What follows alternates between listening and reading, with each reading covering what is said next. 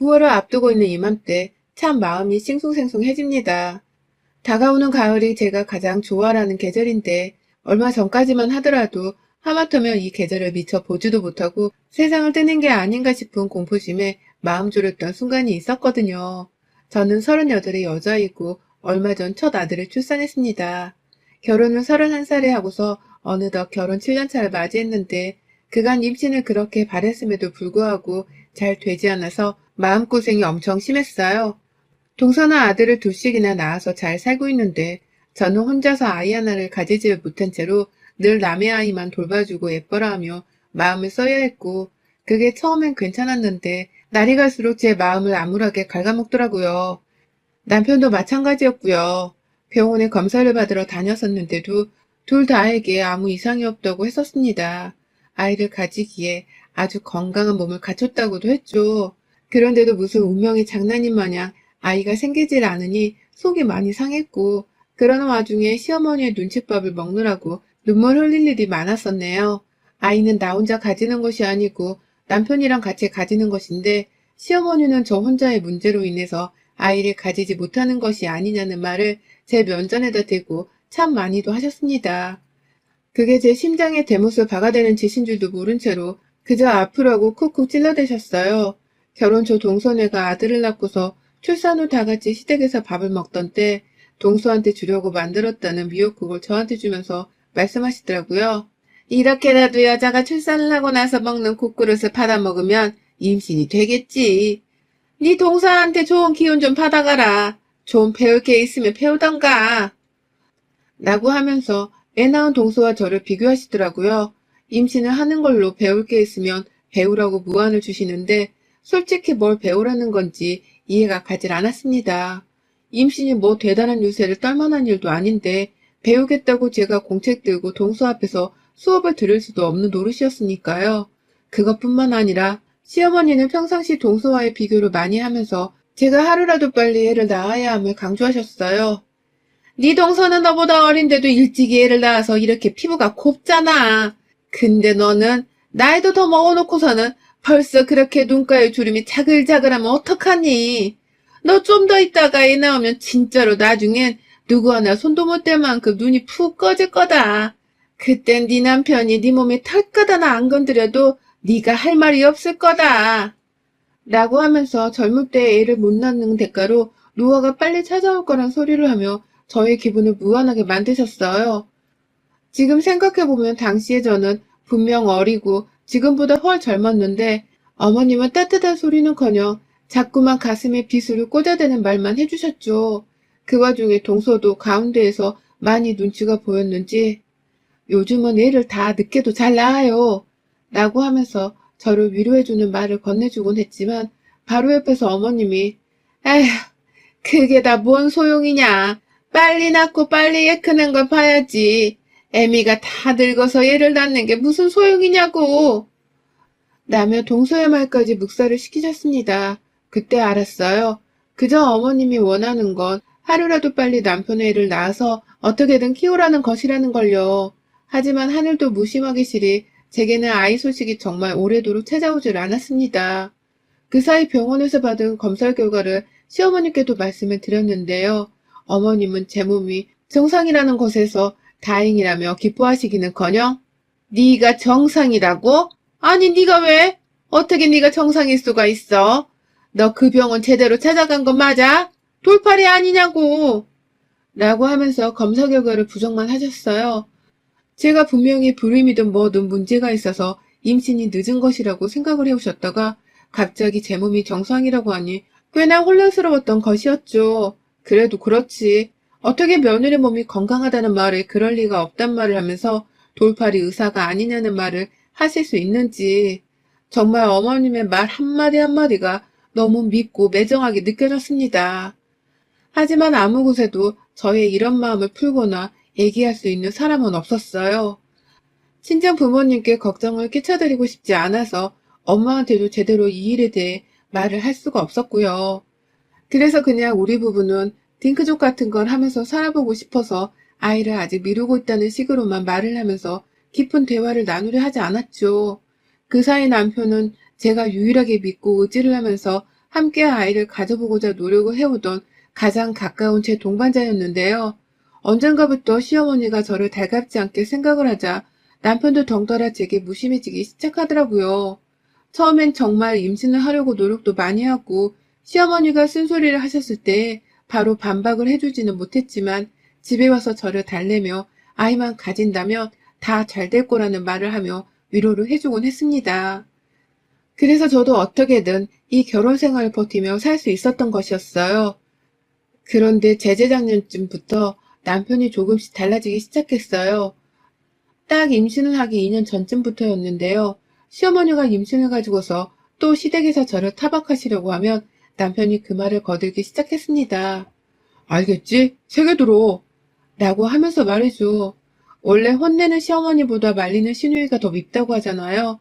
제 남편이 딱 그 속담에 시누이짓을 하기 시작한 겁니다. 당시 저는 멀쩡한 몸뚱이를 놔두고서 단지 임신을 해야 한다는 이유만으로 시험관 시술도 받고 있었는데요. 몸은 몸대로 힘들어 죽겠는 와중에 남편이 더 이상 제 편이 아닌 것 같다는 생각에 내가 아이를 왜 가져야 하는지에 대한 궁극적인 의문이 들더라고요. 내 편이 되어주지 않고 나와 함께 아이를 낳고 싶어 하는 것도 같지 않아 보이는 저 남자의 아이를 내가 가지기 위해서 굳이 시험관 시술을 해야 하는지에 대한 의문 말입니다. 그런데도 참 의문이었던 건 남편은 끝까지 저와 아이를 가지고 싶어 했어요. 그래서 어떻게든 제가 시험관 시술을 받으러 갈 때마다 제 비위 혹은 제 기분을 전적으로 맞춰주면서 병원을 가게 만들었고 또 주기적으로 저와의 관계를 가지면서 애가 생겼는지 임신 테스트기까지 가져다 주면서 임신을 재확인하려 했어요. 그쯤 되면 제가 먼저 애를 안 가지겠다고 당당히 나섰어야 했는데 저도 너무 아이가 가지고 싶고 또 아이에 대한 욕심이 있었는지라 어떻게든 임신을 하는 데에 사활을 걸었습니다. 그러면 시어머니와 남편과의 관계도 조금은 더 개선이 되지 않을까 하는 생각을 하기도 했고요. 제가 미움을 받는 게 다 아이 하나 때문이라 생각하면서 임신을 하려고 했고 결국 저는 노력 끝에 작년에 자연 임신이 되었습니다. 임신한 기간 동안만 나름 남편과 시어머니로부터 기분 나쁜 소리를 덜 듣고 살 수 있었고 건강한 아들이 자라고 있다는 소식을 듣자마자 시어머니는 생전 처음으로 제가 먹고 싶다는 찜닭까지 해서는 가져와 주셨을 정도로 제게 한결 순하게 대하기 시작하셨어요. 이전에 공격적이었던 태도는 온데간데 없고 말이죠. 그러니 남편도 저와 시어머니를 지켜보면서 조금은 더 자상하게 저를 대해줬고요. 임신을 했다고 해서 제가 대단한 유세를 떤 건 절대로 아니었지만 남편도 자기 나름대로 제 신경을 건드리지 않으려 하는 걸 저는 분명히 느낄 수 있었습니다. 조금 달라진 남편의 태도에서 말입니다. 그리고 얼마 전 저는 아들을 하나 낳았어요. 하지만 아이를 낳기 전 저는 정말 딱 죽고 싶다는 생각 말고는 아무것도 들지가 않았어요. 제가 출산 날짜를 조금 남겨둔 상황에서 조기 진통이 온 바람에 병원에 먼저 실려가게 되었습니다. 남편은 회사에 있었고 저는 최근에 휴직을 한 바람에 집에 있다가 갑자기 찾아온 진통에 식은땀을 뻘뻘 흘려가면서 겨우 119에 전화를 해서 다니던 산부인과에 실려갔던 것이었어요. 대충 들어보니 자궁이 벌써 파열되기 시작했다고 하고 이러다 더 큰 쇼크 상태에 빠질 수 있다면서 당장 제왕절개를 하자고 가족들을 부르라고 하더라고요. 이미 병원 측에서 제 남편의 연락처를 알고 있었기 때문에 남편이 회사에서 병원으로 오고 있다는 소식도 들었고요. 딱 그렇게 소식을 듣고서는 계속 병실에 간호사들 확인을 받으며 누워있었어요. 몸은 아파 죽겠고 아이를 살리려면 응급으로 제왕절개를 하라고 하는데 저는 뭐가 뭔지 모르겠어서 미치겠더라고요. 몸은 아파오는데 이러다가 내 몸과 아이가 다 잘못되지는 않을까 하는 생각이 들어서 말입니다. 그런데요, 분명 수술을 해야 한다고 선생님이 말씀하셨고 그와 동시에 남편도 병원으로 오고 있다는 소식을 한참 전에 들었기 때문에 바로 수술이 곧 진행이 될 줄 알았습니다. 그런 줄 알고서 내내 남편을 기다렸어요. 더 정확히는 빨리 수술을 할 수 있기만을 기다렸습니다. 그래야 제가 느끼는 통증도 그리고 제 뱃속에서 어찌 될지 모르는 아이도 건강하기라도 볼 수 있을 테니까요. 그런데 아무리 기다려도 정말 한참을 기다려도 제 수술이 진행되지를 않더라고요. 병실 밖에서 다들 바쁜 건지 저를 보러 오는 선생님들은 안 계시고 얼핏 듣기로는 남편의 목소리가 맞는 것 같은데 밖에서 병실 안으로 들어와 저를 볼 생각도 안 하고 뭐가 뭔지 모르겠어서 정말 한참을 지체하는 사이 저는 정신을 잃었고 잠시 감았다 눈을 떠보니 저는 이미 아이를 낳은 후였습니다. 옆에서는 친정엄마가 내내 제 손을 잡고 계셨고 남편은 어디로 간 건지 주변에 보이지도 않더라고요. 눈 뜨자마자 뭔가 헐렁해진 제배를 어찌 만져보다가 엄마한테 남편의 행방을 물으니 엄마는 계속해서 네 몸부터 신경 써 라고 하면서 남편을 더 찾지 못하게 하셨습니다. 그리고 저는 제가 긴급으로 전신마취를 해서는 제왕절개를 잘 끝마쳤다는 소리를 들었고 그래서 최소 8시간 동안만이라도 소량의 식사만 해야 한다는 소견을 받고선 병원 밥을 끄적이며 먹었어요. 힘을 차려야 아이도 보고 빨리 쾌차를 해서 병실을 나갈 수 있을 테니까요. 그렇게 밥까지 먹고서도 1시간 정도가 더 지나서야 남편이 병실 안에 들어와 저를 살펴보더라고요. 어디 갔었냐는 말에 아무 말을 못하곤 그냥 괜찮아? 몸은 어때? 라면서 옆에 계신 저희 엄마 눈치를 아주 살살 보면서 제 상태를 확인하더라고요. 누가 봐도 저희 엄마가 무서워서 찍소리도 못하고 있는 사람 마냥 말이죠. 하지만 저는 전신마취를 한 후유증으로 인해서인지 몸에 무리가 많이 가서는 몸 상태가 많이 안 좋았고 그래서 남편의 기분이나 상태를 더 신경 쓸 수가 없었습니다. 일주일 정도 계속해서 입원을 해 있었고 퇴원을 하면서는 친정 부모님과 친정 오빠의 도움을 받아서는 함께 저희 집으로 갔어요. 계속해서 제 옆에 붙어 계시려고 하는 친정 가족들이 조금 이상하기도 했고 모습조차 드러내지를 않는 시어머님의 태도마저도 이상했어요. 그렇게 애를 기다리셨던 분이셨는데 병원에 찾아오지도 않고 계시니 의아할 수밖에요. 그와 동시에 남편에게 너무 적대적으로 대하는 엄마의 태도도 분명 이상했습니다. 남편이 저를 조금이라도 부축을 하려고 하면 옆에서 남편을 째려보고 급기야 걱정이 되긴 해? 응? 이 상태를 보니 이제야 좀 심각성을 알겠어? 라면 확 표정이 반해서는 쏘아대는 엄마의 태도가 정말로 의아했지만 일단은 내버려 뒀어요. 제가 수술을 받기 직전에 밖에서 병실 안으로 들어오질 않고 있던 남편의 목소리가 생각이 나면서 뭔가 저희 부모님 앞에서 잘못을 한 게 아닌가 싶은 직감이 들었거든요. 그리고 전 그날 집에 돌아오자마자 벌어진 싸움으로 인해서 모든 사실을 전해 듣게 되었어요. 전 정말 꿈에도 몰랐습니다. 남편과 시어머니가 저의 제왕절개를 극구 반대하셨다는 사실을 말이죠. 너무 아픈 나머지 충격에 기절을 했고 제 상태가 너무 응급이었는지라 바로 제왕절개 수술이 들어갔었던 모양이더라고요. 하지만 저는 정신을 잃었던 나머지 수술이 시작되던 그 과정을 모조리 다 기억하지 못했고 그래서 깨어나고 나서도 뭐가 어떻게 된 건지에 대해서 전혀 알 수가 없었습니다. 그래서 누구를 탓하거나 물어볼 새도 없이 제 아이와 제 몸 걱정하느로만 정신이 없었어요. 그런데 집에 들어오자마자 친정엄마가 저를 침대에 눕히고는 밖에서 우셨나 보더라고요. 무사히 저를 집까지 데려온 것에 대해서 다행이라고 하면서 말입니다. 그걸 왜 그래 엄마? 라고 소리를 꽥 질러버리는 친정오빠의 목소리를 듣고서는 알게 되었고 그래서 저도 다시 몸을 일으켜서는 밖으로 나가봤어요. 엄마가 왜 우나 싶어서요. 그런데 그 순간 오빠가 엄마를 달래다 말고 저 자식 내가 진짜 조금만 더 일찍 병원에 왔었음 벌써 반 죽여놨어. 라며 남편을 향해 갑자기 달려들었어요.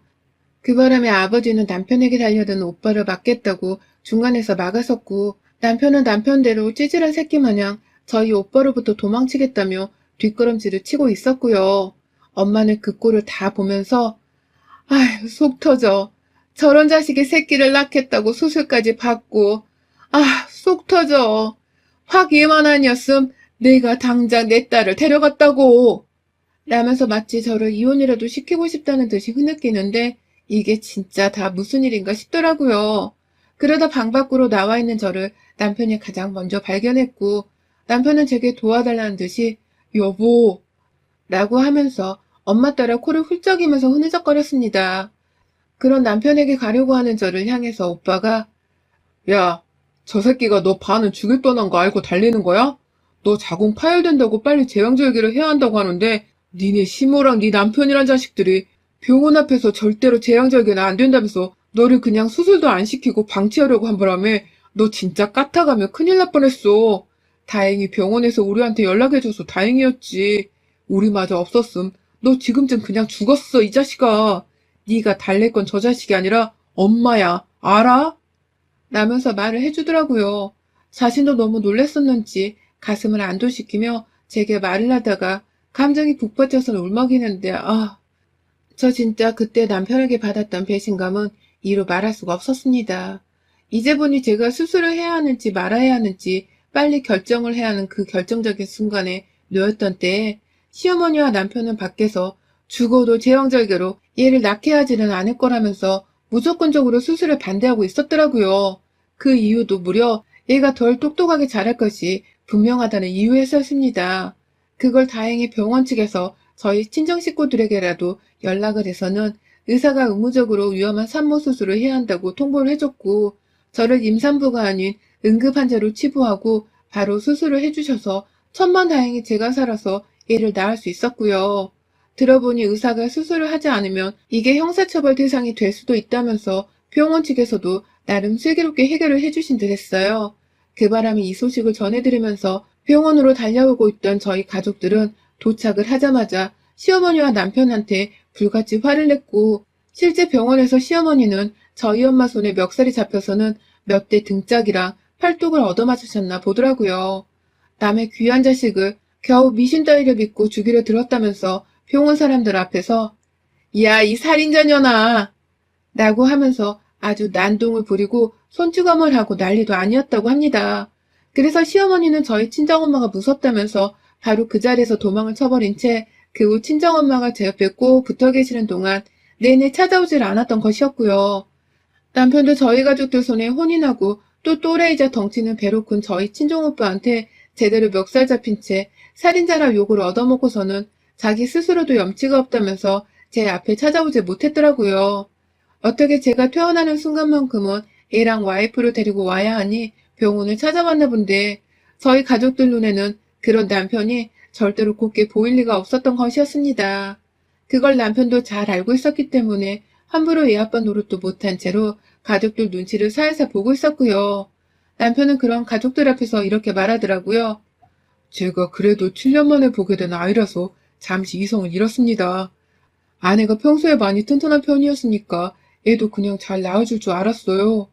라는 말을 변명이라고 하면서 스스로도 잠시 제정신이 아니었다고 말을 하는데, 참 못나 보이더라고요. 내 남편 말입니다.